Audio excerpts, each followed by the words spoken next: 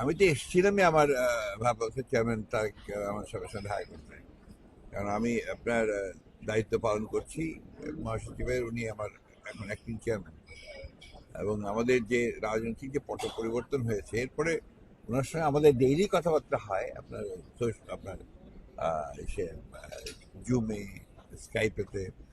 Digitally, কিন্তু সামনাসামনি কথা হয়নি, যে কারণে আমি এসে ওনার সঙ্গে দেখা করেছি, কথা বলেছি, এবং আমাদের রাজনীতির বিশেষ বিশেষ যে বিষয়গুলো আছে সেগুলো নিয়ে কথা বলেছি, আমাদের ভবিষ্যৎ কর্মসূচি নিয়ে কথা বলেছি, এবং আমরা যে পদ্ধতিতে আমরা এগুচ্ছি, সামনের দিকে যাচ্ছি, সেই পদ্ধতি নিয়ে কথা হয়েছে, এবং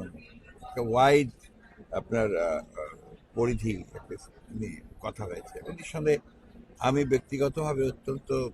সন্তুষ্ট যে আমার চেয়ারম্যান মহোদয়ের নেতৃত্বে আমরা সঠিক পথে এগোচ্ছি, এবং আমার বিশ্বাস যে আমরা আগামী দিনগুলোতে নির্বাচন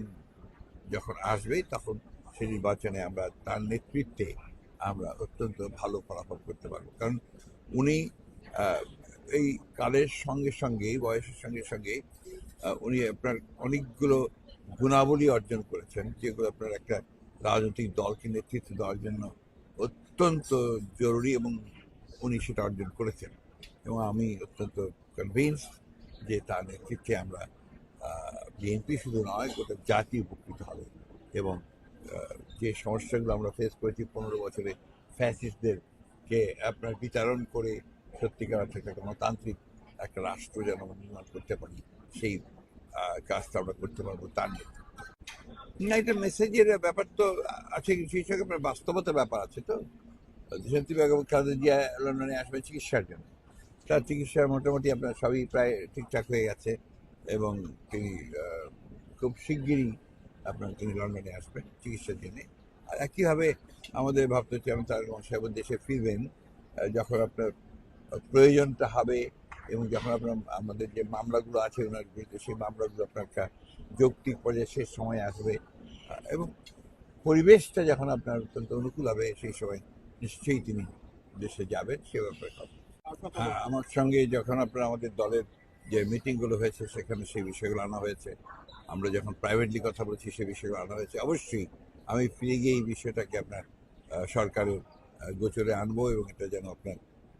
কমিয়ে আনা হয়, সে ব্যাপারে আমার পক্ষে যতটুকু সম্ভব আমি কাজ করব। না, আমরা দল হিসেবে তো আমরা তাদের প্রতি কৃতজ্ঞ, শুধু ব্যক্তি হিসাবে তাদের উপরে না, আমরা সামগ্রিকভাবে যুক্তরাজ্যের যে বিএনপি, তাদের সকলের কাছেই আমরা অত্যন্ত কৃতজ্ঞ যে তারা দলের সবচেয়ে কঠিন মুহূর্তগুলোতে তারা সামনে এসেছেন, এবং তারা বাংলাদেশের সমস্যাগুলোকে বিশ্ব দরবারে অর্থাৎ আন্তর্জাতিক পরিমণ্ডলে নিয়ে এসেছেন, অত্যন্ত সাকসেসফুলি নিয়ে এসেছেন, যার ফলেই আপনার এই দ্রুততম সময়ের মধ্যে